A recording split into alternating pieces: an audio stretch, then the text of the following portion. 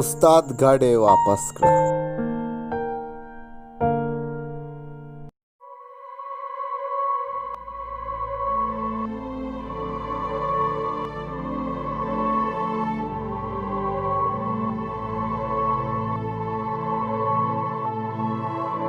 جنت ګل اسمان ته وکتل او بیا یې یوه اوږده ساه راښکله بیلچه یې په اوږه کړه او ستړی ستړی د کلي په لور روان شو. د ماښام تیاره خورېدونکې وه خو د کلي زمینداران لا اوس هم په خپلو کارونو کې بوخت وو. جنت ګل د دغه کلیوالو سویري لیدل چې د سپوږمۍ په کچه رڼا کې تت تت ښکارېدل. هغه ټوله ورځ په پټي کې تېره کړې وه خو د اوبو د کمي په وجه یې بهار سر ته نه و رسولی. د هغه خولې له 2-3 ځله یوه ټپه راغله او بیا یې داسې د ذهن نه په بیرته لاړه چې جنت ګل یې د لفظونو اندازه هم ونه لګولی شوه. کلی دومره لرې نه و. جنت ګل چې کلي ته را رسېدلو په کورونو کې رڼاګانې بلې شوې وې. هغه د خیالونو په ژور سمندر کې د ځانه ورک و چې د الله اکبر چغو د هغه غوږونه نیغ کړل. د کلي په کوڅو کې زلمو او ماشومانو د دغه اوازونو سره د جنت ګل په شونډو یوه نری مسکا خوره شوه او د ځان سره یې وویل چې خدایه پاکه ډېر شکر دی. هغه چې کور ته ننوتو نو بیلچه یې یو طرف ته ګوزار کړه او په یو شخ کور نه بهر کوڅې ته راووتو. په لارو کوڅو کې د شریعت د تحریک په هکله خبرې کېدې. جنت ګل دغه خبرو ته غوږ و چا د تحریک په کارکنانو د حکومت کاروایي غندله او چا د تحریک د کارکنانو په کامیابۍ فخر کولو. جنت ګل د تحریک د ملګرو په کامیابۍ ښه خوشحاله و، خو کله کله به یې چې د بېګناه کسانو مرګونو او ژوبلو ته پام شو نو خفه به شو. هغه به کله کله د دې خفګان اظهار هم وکړو، ولې چا به ورته دومره توجه ورنه کړه. هغه تر ناوخته پورې د کلي په کوڅو کې ګرځېدو، د تحریک په هکله یې نوې نوې خبرې اورېدې او د الله اکبر په نارو کې خپل روح له ډاډګیرنه ورکوله.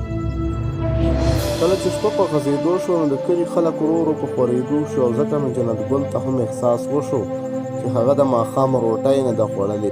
هغه کور ته په داسې حال کې ننوتو چې په زړه کې یوې داسې وسوسې لتې وهلې چې هغه احساس نشو کولی. په کور کې ډیوه تته شان بلېده.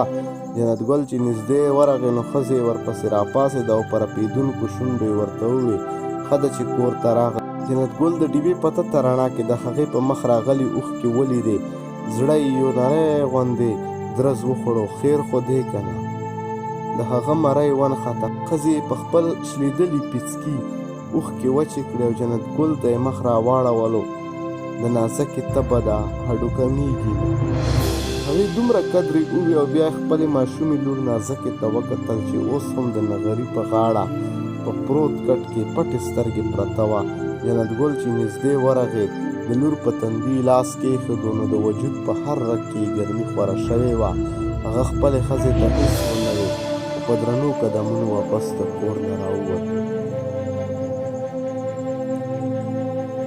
ساعت پس کور ته د لاټین یوه رڼا را دننه شوه. د جنت ګل ښځې په دغه رڼا کې اندازه ولګولی شوه چې دا د کلي بابو صیب دی، چې ورپسې جنت ګل د بابو صیب صندوقچه په لاس کې راخستې وه را روان و. بابو صیب چې کله د نغري خوا ته ورغی او د نازکې په تندي لاس کېښودو نو لاشعوري طور یې د خولې نه وختل چې اوف دا خو ډېره زیاته تبه ده.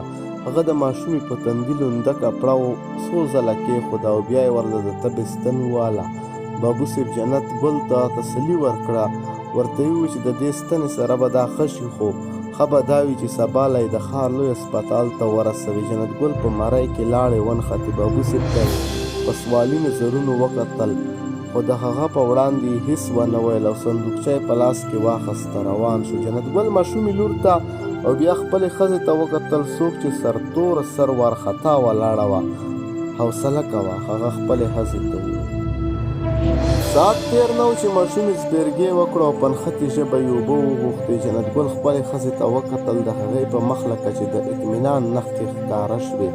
ماشومې ته یې زر په سمسوکۍ اوبه ورکړې او اوبو سره هغې سترګې وغړېدې. ولې یې پلار ته وکتل او بیا یې مور ته وکتل او بیا یې سترګې پټې کړې.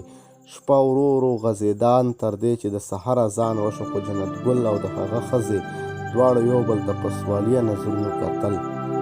سحر له د نازکې تبه بیا سیوا شوه. سترګې یې پټې وې. کله چې رڼا خوره شوه نو د جنت ګل د کلي د اډې نه یو موټر راوستو. مور نازکه په اوږو واچوله او په جنت ګل پسې شاته روانه شوه او بیا چې دوی په ټیکسي کې کېنستل نو ډرایور ته وویل چې تادي کوه په لاره کې چېرته ایسار نه شو.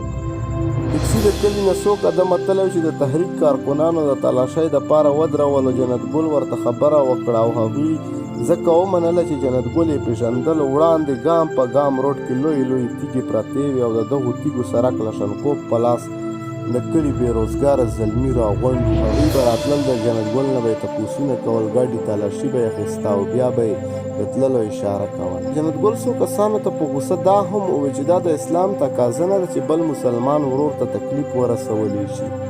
ولې دغه زلمي په دې ښودنو نه پوهېدل. د ښار لوی اسپتال ته د 2 غنټو لاره وه او جنت ګل په 5 غنټو کې لا هم نه و رسېدلی. خلکو سره د تحریک غم او جنت ګل د ځان په غم اخته و. لوی اسپتال ته چې ایله 2 فرلانګه لار پاتې شوه نو د جنت ګل ښځې ورو غوندې د هغه په اوږه لاس کېښود. جنت ګل په هیبت مخ راواړولو. د ښځې په سترګو کې غټې اوښکې ولیدې. هغه به څه تپوس کولو چې ښځې یې نازکې ته وکتل او چې د جنت ګل سترګې په ماشومې لور نازکې ولګېدې نو د هغې سترګې وازې پاتې شوې وې. د جنت ګل سترګو نه 2 غټې اوښکې لاړې او د ګیرې په ویښتو کې یې ورکې شوې. هغه په رپېدونکو شونډو د ټیکسي ډرایور ته دومره قدرې وویل چې استاز ګاډی واپس کړه.